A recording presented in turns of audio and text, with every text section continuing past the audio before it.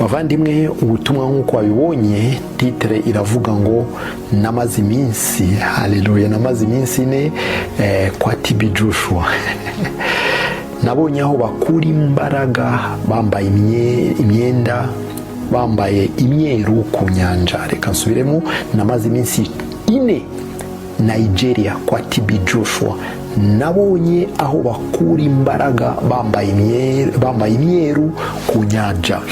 Uwo nguwo uvuga ngo namaze iminsi ine Nigeria ntagaruriye suriye, ni ngewe ubabwira Kamanzi. Ngewe Kamanzi Patrick nagiye Nigeria marayo iminsi ine, mbona n'amaso yanjye, apana ibyo nabwiwe, n'amaso yanjye ndaza kubereka n'amafoto aho bakura imbaraga bambaye ibyumweru ku nyanja. Ibyera byose si amata, ibishashagirana byose si zahabu. Cyane cyane muri iyi minsi y'imperuka turimo, abavuga Yesu Yesu Yesu bose siko ari abakozi b'Imana. Abavuga Yesu Yesu Yesu bose siko bajyana abantu mu ijuru. Abavuga Yesu Yesu bose siko bahamagawe n'Imana. Birivuga ngo tuzabamenyera ku mbuto zabo. Ikindi nuko bizabaho mu gihe cy'imperuka mbere uko Yesu aza. Ndabaha ubuhamya uburyo kinagiye muri Nigeria, ariko mbere yabyo reka dusome ijambo ry'Imana. Mariko ibice 13 murongo 21 ugeza kuri 23. Icyo gihe umuntu nababwira ati dore Kristo ari hano, cyangwa ati dore ari hariya, ntimuzabyemere. 22, kuko hazaduka abiyita Kristo n'abahanuzi b'ibinyoma, bakore ibimenyetso n'ibitangaza kugira ngo babone uko bayobya n'intore niba bishoboka.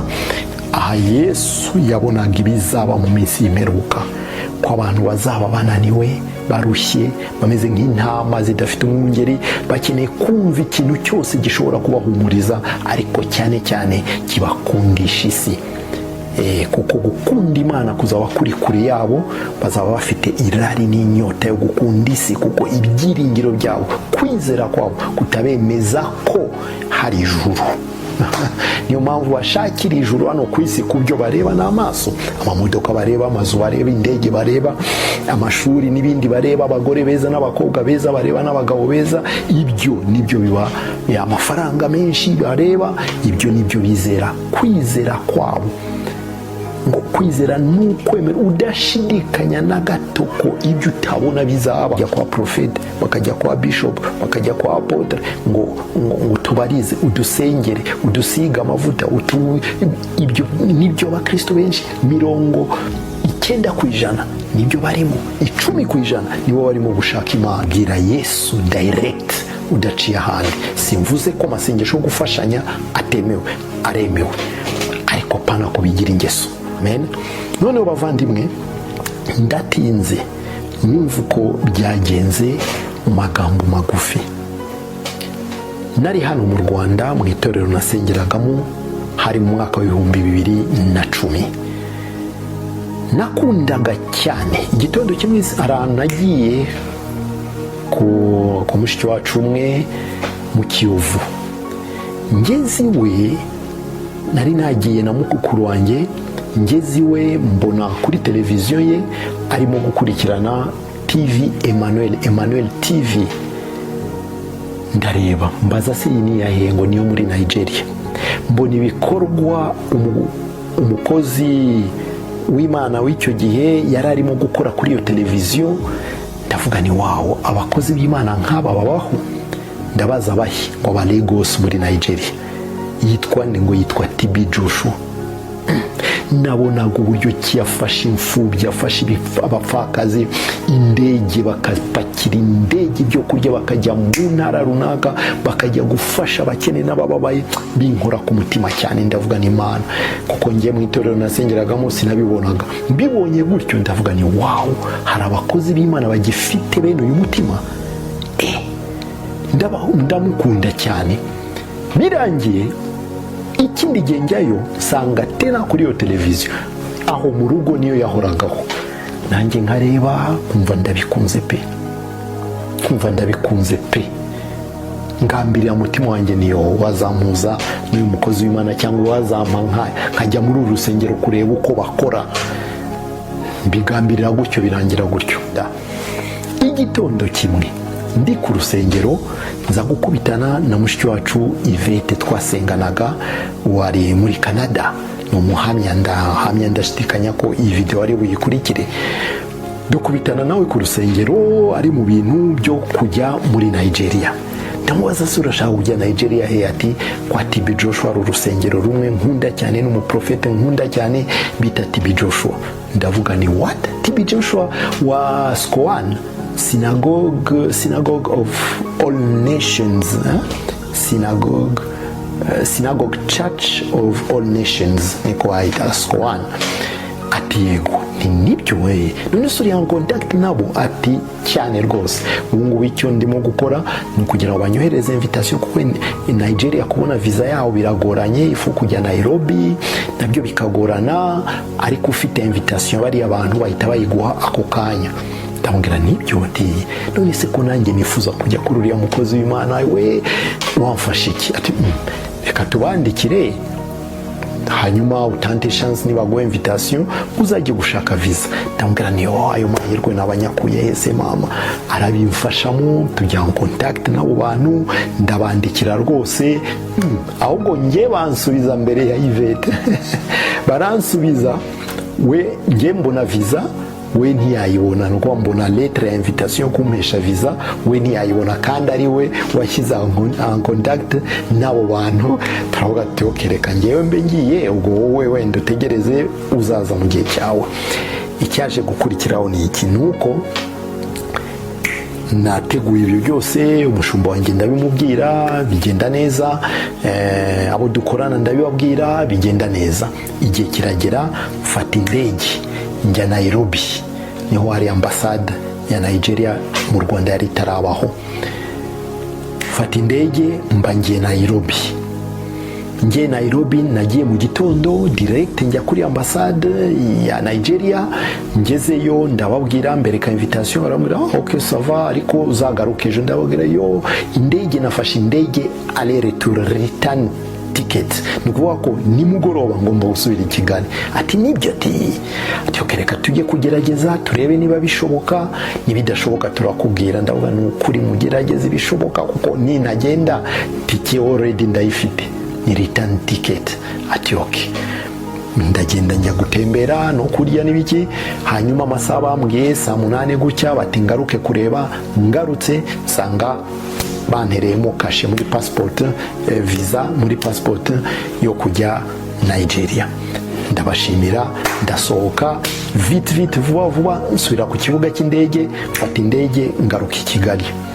Nyuma y'igihe gito iminsi mikeya mfata indege njya Nigeria. Nageze Lagos ku kibuga cy'indege baza kutwakira. SCOAN yo ministeri ya TB Joshua, imodoka, abakameramene baraza, yari ngewe n'undi muntu waruvuye hanze. Abashyitsi babaga ari benshi baza gusura baturutse mu mpande enye zitandukanye, ariko uwo munsi muri iyo vol twari babiri. Baraza baratwakira, abakameramene batubaza iyo duturutse, amazina yacu, badufilma iki byose, batwinjiza mu mamodoka. Dufata urugendo tujya kuri SCOAN aho ngaho. Tukigerayo batujyana aho twagomba kuryama, mu dortoir twagomba kuryamamo. Uwo munsi birarangira. Noneho bavandimwe, icyaje kuvamo nuko muri iryo joro turyamye mu gicuku nijoro, numva ijwi rimbwira ngo byuka ujye gusenga mu rusengero. 8 z'ijoro ndabyuka, ndashakisha aho inzira aho ndi buce muri iyo etage. Twari muri etage nini cyane, ni naho ari urusengero. Ngiye kubona mba nguye mu rusengero, ariko urusengero nkirwinjiramo numva ikintu nk'ukuntu hasaga hari umwijima, ukuntu ureba utuntu tumwe tudasobanutse indani. Numva ubwoba muri ngewe, hari silence mwiteye ubwoba, nta n'umuntu n'umwe urimo. Numva ubwoba muri ngewe, ubwo bwoba ndavuga urusengero kuki rumeze gutya. Numva ibintu bidasanzwe. Ndangeze ndasenga, ndacyaha, ndirukana, ndacyaha, ariko ndibaza se urusengero nta n'umusenzi n'umwe urimo aya masaha, nta n'umuririmbyi, ntaki. Mbaho muri ako kanya njye ndasenga nk'isaha imwe nsubira kuryama. Nsubiye kuryama nibaza ikibazo gikomeye, ya atmosfere numvise aho hantu, ndavuga nibi ni ibiki. Okay, buracya tujya muri gahunda zitandukanye, batwereka ubwiza bw'aho hantu. Bavandimwe, inzu, urusengero, n'ubwa mbere mu buzima bwanjye nari mbonye urusengero rumeze gutyo rwiza bene ako kageni, bwari ubwa mbere, runini, bwari ubwa mbere pe.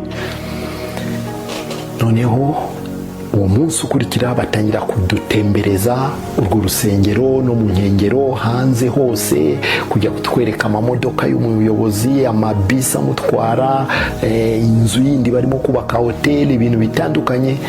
Icyambere, ikibazo cya mbere, dutangiye kuzenguruka urusengero tubona ruzengurutswe n'inzira y'umusaraba. Inzira y'umusaraba yabindi biba muri Gatolika, murabizi sibyo? Inzira y'umusaraba ngo ya Yezu. Nawe mbona urusengero rwe ruzengurutse ibyo bintu, ngira ikibazo, ndavuga urusengero rw'abarokore ni gute ibi bintu bimeze gutya? Bimbere ikibazo. Turazenguruka, tugeze ahantu tuza kubona amasitatu yaba ngo izi ntumwa 12 na Yesu basangira igaburo ryera. Yesu ni ntumwa 12 ku rusengero, iruhande kote yo kwinjiriramo ibyo bisitati biri aho ngaho. Ndavuga ntabwo bishoboka, itorero ry'umwuka rifite ibisitati gutya, numva bitari byo. Ndavuga nako kambere ikibazo. Tuza kuhava tujya hakurya, aho bagiye kutwereka garaje iba mu bisi nka za zindi za ba Obama, zirimo biro, toilette, chambre n'ibiki byose, ngo ajyana mu makampanye yivuga butumwa. Batwereka n'amajipe, ibiki byose, n'ahantu hari ubutunzi nawe urebesha n'amaso, kuko bene ibi ngibi bikururwa n'ubutunzi imbere y'ibindi byose. Ndabireba mu mutima wanjye ndavuga ni none se ibi ngibi ko mbona ari iby'abacuruzi, nge mbibona mu bucuruzi kuruta ibindi byose. Ariko dukomeza urugendo, twinjiye muri hoteli barimo kubaka, batubwiraga ngo icyumba ku munsi ni $1,000. Ngaho rero twinjiramo, tukinjira tubona amafoto ku gikuta cy'icyo bise ngo God's Generals, abajenerali b'Imana. Abajenero b'Imana harimo ba Branham, harimo ba Naza, bande baba profete ba kera bose basoje amateka mabi, byose biri hariya. Ndangije ndabireba ndavuga nibi ni ibiki, numva ndasobanukiwe. Ngo ni ku munsi wa kabiri, ndumva ndasobanukiwe. Muri iyo minsi nta materaniro arahari, bagira iteraniro rimwe ku cyumweru rigakuvura indi minsi yose. Turagenda kuwa gatanu nijoro, ubwo ndimo kuvunagura, kuwa gatanu nijoro batujyana ngo ahantu bakorera amakesha. Tuza amamodoka aradupakira, hari abashyitsi benshi baturutse mu bihugu bitandukanye, abazungu, abirabura, abametise, twese badupakira mu mamodoka mu ijoro nka 3 z'ijoro, baratujyana kure y'urusengero. Tugera ahantu batuvanamo ngo tugende n'amaguru. Noneho amamodoka arasigara, dufata akayira k'ishyamba kagendeshwamo n'amaguru gusa, nta na moto yacamo, ni ka twatwira tw'amaguru duca mu mashyamba no mu mazi. Turagenda tugeze aho twambuka, tugera ahantu bakorera iyo veye. Nkihagera abavandimwe, nza kubona bari mu masengesho nk'ama incantation, ndavuga nibi ni ibiki. Ariko muri njye ntangira gushaka inzira yamfasha gusohokamo ngataha, kuko navugaga nti aho nageze ntago hakiri ahanjye. Mpamagara umushumba umwe ndabimubwira, ndamubwira nta n'undi wo mu Rwanda hano, ndamubwira nta n'undi ko bimeze gutya, numva atari ahanjye. Aravuga ati nanze kukubuza ukimbwira, kuko ngiye amakuru yawe nari nyafite. Ariko naravuze reka bane kukuvangira gusa, uri ahantu nkaho itwikiriza amaraso ya Yesu. Amaraso, isengesho riba amaraso ya Yesu, itwikiriza amaraso ya Yesu. Amaraso ya Yesu yahamagare niyo ari buguvanaho, naho ubundi birakomeye. umva aho muri iyo veye ngiye kubona mbona abantu amaguru ari mu mazi barimo gusenga, bari mu mazi hakurya hagati y'amazi hari akantu nk'akarwa gateretseho ngo abamarayika na Mose bari aho ngaho. Ndareba abaza biriya n'ibijya ati uriya ni Mose ngo n'abamarayika ntiyambo ngaho rero barasinga. Ariko ibintu byabereye aho ngaho muri iryo joro sifite uko nabibabwira. Nge nari mu amaraso ya Yesu ntwikira, amaraso ya Yesu ntwikira, amaraso ya Yesu ntwikire, amaraso ya Yesu ntwikira. Niryo ryari isengesho kandi rikama imbaraga, nkavuga ntwikire ikitari cy'Imana cyose ntikinkoreho.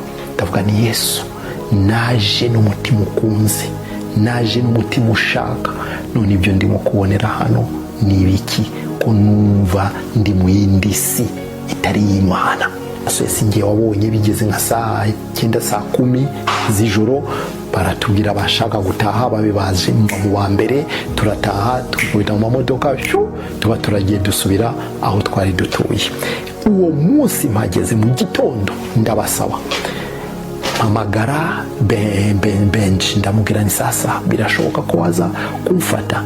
Ati nta kibazo, wowe umbwire gahunda ndohereza umushoferi aze kugufata kuko nge ndi mu kazi. Ndababwira abayobozi baho ngaho, ndababwira sasa ngewe iminsi yanjye irarangiye ndifuza gutaha. Barambwira ati oya ko tubona se wandikisha iminsi 4 uyu munsi akaba ari uwa 3. Ndababwira ni ukuri naryohewe na ibyo naje gushaka nabibonye, mundekure nitahire. Baranyangira barambwira bati ntibishoboka ko wataha iminsi yawe itaruzura, kandi ntibishoboka kutaha utarabonana na Man of God. Man of God ninde? Ni TB Joshua. Imana yamuhiruko ridashira, murabizi ko yasoje urugendo rwe hano ku isi.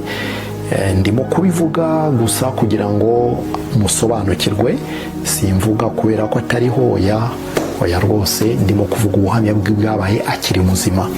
Bavandimwe, ndangije icyo gihe baranyangira bati ntushobora kugenda utabonanye na Man of God. Nisimbonane nawe kugira ngo bigende gute? Ati agomba kugusengera, agomba kuguhesha umugisha. Ndababwira ni ukuri umugisha narawuhawe, ubumeze neza, nta kindi gisigaye nuko najya mu yindi mirimo yanzanye. Ati oya ntibikunda, nakoze ibishoboka byose kugira ngo mpave biranga. Ubwo ku cyumweru haragera, niho cya giterane gikomeye kiba kibitangaza n'ibimenyetso. Twese tujyayo, mbona ibintu ntigeze mbona, abantu bararuka, abantu barahebeba, abantu imirambo irambarara hasi, ibintu biracika. Ndavuga nti si ibiki. Ubwo birarangira, icyo giterane cy'uwo munsi kirangira nka saa 9 saa 10, gifata amasaha menshi ku buryo abantu bazinduka saa 10 z'ijoro barimo kwinjira mu rusengero, bakuzura bagashyira amatente hanze n'ayakuzura, amatente menshi hanze n'ayakuzura. Ariko twebwe abashyitsi tuba dufite amabaji batujyana mu myanya y'icyubahiro, tukicara ku buryo TB Joshua abanyura imbere yacu tumureba. Abavandimwe, icyo gihe amaterano arangira mu gitondo, ndababwira ndashaka kugenda, baranyangiye ngo mpaka umukozi w'Imana ngo ndamuriwe ikiganza. Ndavuga ni sefini, icyo kiganza se ndagikwepera noneho. Gusa amaraso ya Yesu niho tubonera intsinzi, niho tubonera deliverance, niho turindirwa, niho duhishirwa ibitero by'umwanzi. Umva, amaraso ya Yesu ni ikintu gikomeye cyane. Ndayitwikiriza abavandimwe, ndayitwikiriza mpaka umunsi uragera baza kudutwara ngo tujye kubonana na homme de Dieu, Man of God. Turagenda twese, abashyitsi bamwe babyishimiye, ubona banezerewe, benda no gupfukama hasi ngo barigate sima kubera uwo mwanya. Nkabareba nkavugana, ariko ni njyewe wavangiwe, njye utari mu mwuka, ni ikibazo ki? Ibyo nabonye neva sinari ntarabibonaho. Ndangije batujyana aho ngaho, tugeze igihe cyo kubonana nawe, nitwikiriza amaraso ya Yesu. Aho ari nta winjiza inkweto, abakozi be bose ngo hahera bose baba bambaye ibirenge, n'abandi bashyitsi bose bagakuramo ibirenge. Nge nanze kubikuramo, ndavuga nanze gukuramo inkweto, ndazigumana bazinkuremo ku ngufu. Sinzi iyo mihango ikisobanuye, ndazigumana. Baje kumpamagara umwanya wanjye ugeze, ndagenda. Nta handi nta kindi nari kubikora, nta kindi nari kubigenza kuko nari deja mu aho hantu. Ndagenda mbona akabiro yicayemo kangana gutya karundarunzemo ibintu n'agatebe n'iki, ndavuga ahantu hari ubukire bungana gutya, iyi nibyo biro cyangwa ariko niyo yakiraga abantu ubona simbitindeho. Ndinjira, bafunga umuryango, tuba turi twembi njye nawe. Aransuza mbaza aho nturutse nitwa nde, ndamubwira. Arangije ati okay, sasa ndashaka kugusengera, mbwira ibyifuzo ufite nka 3 cyangwa 4 gusengera. Ndambwira nta na kimwe mfite. Nta na kimwe mfite. Ndambwira wapi, kubera n'ukuri ibyanjye byose byarakemutse, ubu ni sawa, ndashaka gutaha. Icyo ukora mu buryo bw'umwuka yabonye ko tutari kumwe. Kubera iki? Kubera ko yamanze amaso, turahangana amaso mu mutima wanjye. Amaraso ya Yesu, amaraso ya Yesu, amaraso ya Yesu antwikire, amaraso ya Yesu ampishe, amaraso ya Yesu antwikire. Niryo sengesho narindimo gusa kuko umukozi w'Imana yari yangiriye inama, nanjye mpamanya n'umwuka neza ko ariko bikwiriye. Arangije abona ko ibi bintu atari byo, arambwira ati okay, nta nubwo ushaka ko murambika.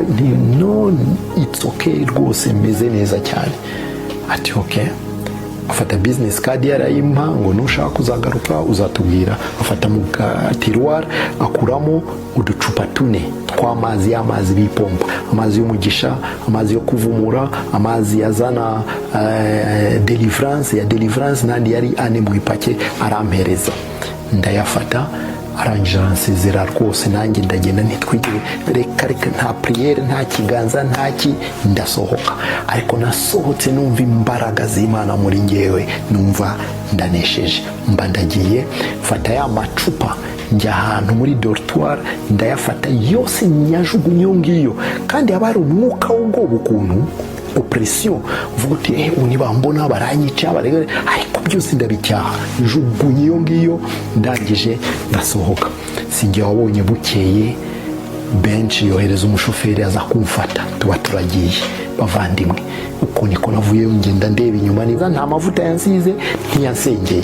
Ati Imana ihabwe icyubahiro, ihabwe icyubahiro. Ndanamubwira ni ngenda hamwe, ndashidikanya ko umwuka ndimo wanesheje umurimo.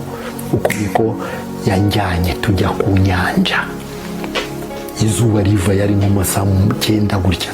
Turagenda. Ayo mafoto murimo kubonaho, nkuko bibona nari mfite appareil yanjye ya foto, nkurura de loin kubera zoom nziza irakurura, duhagarara kure kugira ngo batatubona. Tuvamo tugenda n'amaguru, tuva mu modoka tugenda n'amaguru. Ndafotora utwo tumwe, andi arayo nakuye kuri internet, ariko andi ayo ngayo mubona nayo nifotoreye. Nuko nguko byaje kugenda, ndabireba, mbona amaseremoni barimo buryo, kandi bakabikora mu izina rya Yesu. Nicyo gitangaza cyanyumije, ngo mu izina rya Yesu, Yesu Kristo. Ubwo so Yesu Kristo sinzi uwari we. Barangije ndabibona gutyo, bavandimwe, mbibonye gutyo, ndavuga ni wow, ubu bari mu biki kweri? Ndabyitegereza, ndavuga ni ngaho rero basi turabireba byose neza. Arambwira ati aha nibo baza gusengera, gusa sinzi aho byakomotse, sindabikurikirana. Birarangira turataha.